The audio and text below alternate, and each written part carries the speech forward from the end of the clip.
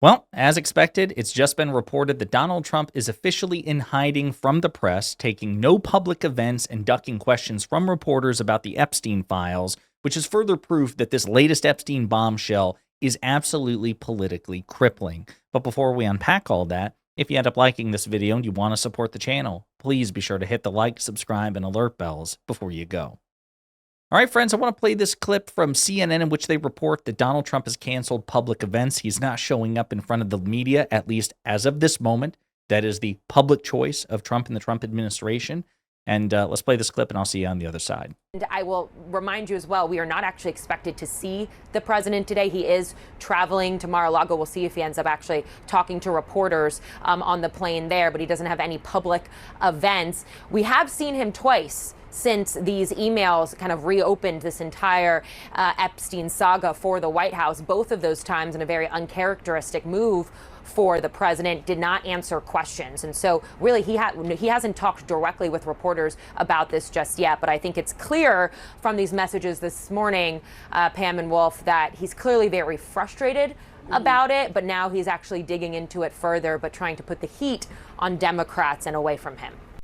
So she's referring to stuff we talked about in previous videos, Truth Social messages. Trump is very happy to talk about this on Truth Social, where, again, he doesn't have to field any questions or respond to any questions, where he's talking about this is a Democratic hoax, and any Republican who goes along with it is weak and stupid, and I'm going to direct my Justice Department to go after Democrats, Bill Clinton, right? So he's happy to talk about that, but it looks like he has no interest, again, as of this moment, to engage with reporters. It's possible that he'll take questions from reporters en route to Mar-a-Lago, as he has done historically in the past, but based on how he's behaved in the past 24 hours, ducking questions from reporters, like 2 public events in the past 36 hours, and he has taken no questions, none, not a single one from reporters, and he has no public events today. All very unusual, but expected when you consider the Epstein bombshell. But in further context, we're also starting to see a Republican MAGA rebellion, not just from Marjorie Taylor Greene and the 4 Republicans who are voting on the discharge petition, but other Republicans who have tried to sidestep this issue, like Republican Senator John Kennedy. How do you respond to those comments from Thomas Massie that essentially, if you vote to cover up for pedophiles, you've got cover in a Republican primary? He's essentially saying the president is going to help people who vote with him and vote not to release these files. Well, here is the way that my people here in Louisiana see it, Casey. My people think, and I agree with them, that Epstein was a pig, a P-I-G pig. My people think that this is no country for creepy old men. My people believe, and I think they're right, that Epstein trafficked young women, some of whom were minors, to himself. But here's the issue. My people want to know who else, if anyone, did Epstein traffic young women to? And if they were punished, how were they punished? And if they weren't punished, why? Now, President Trump has turned that issue over to Attorney General Bondi. And I don't know how she is going to answer that question for the American people without releasing all the records.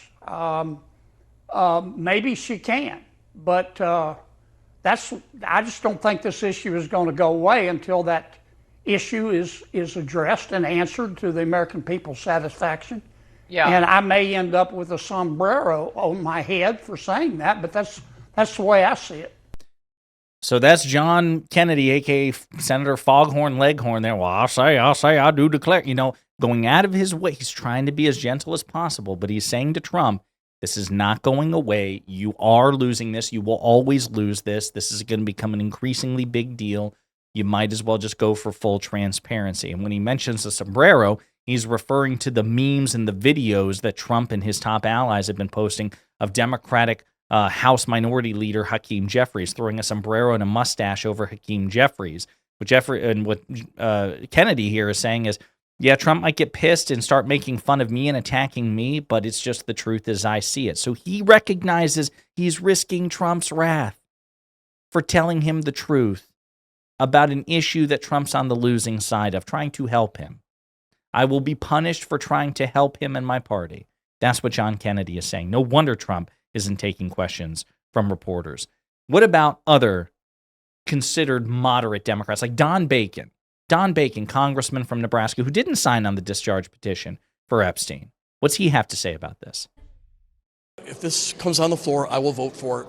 I want transparency. It's the worst PR job I've seen anywhere. I mean, initially, back in February or March, whatever it was, we have all the Epstein lists right here. We're going to release it. And then all of a sudden, there's nothing.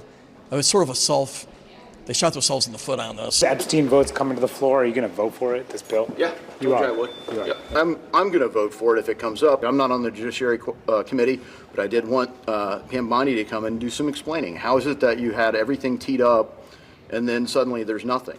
You handed out binders to journalists. What was in the binders? I'm a Florida girl. Uh-huh. I have 2 daughters. So I'm thinking, I mean, I'm sure that the president has nothing to fear. Yeah. We do need to know. Look at Salazar's face. I'm sure he's got nothing to fear. I'm thinking. Very brave of you, lady. We do need to know everything about Epstein. And that is a broad cross-section of the Republican conference right there, from some more moderate members like Congresswoman Salazar and Congressman Don Bacon, who represents the swing district, to more conservative members there from Warren Davidson and Eli Crane. So and again, do not let them off the hook. Seriously, don't let them off the hook.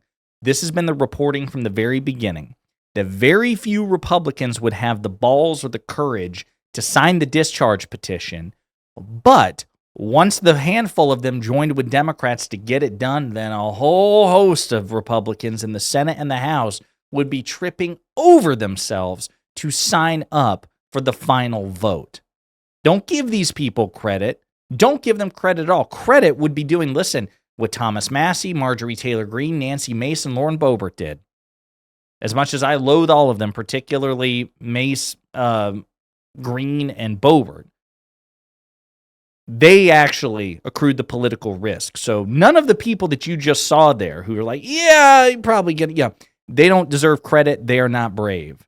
And it's indicative of how desperate and pathetic they are, that they're like, yeah, we know this is the right thing to do, but we were just too afraid to actually take the heat. Now that the heat has been taken, hell yeah, we're going to co-sign this.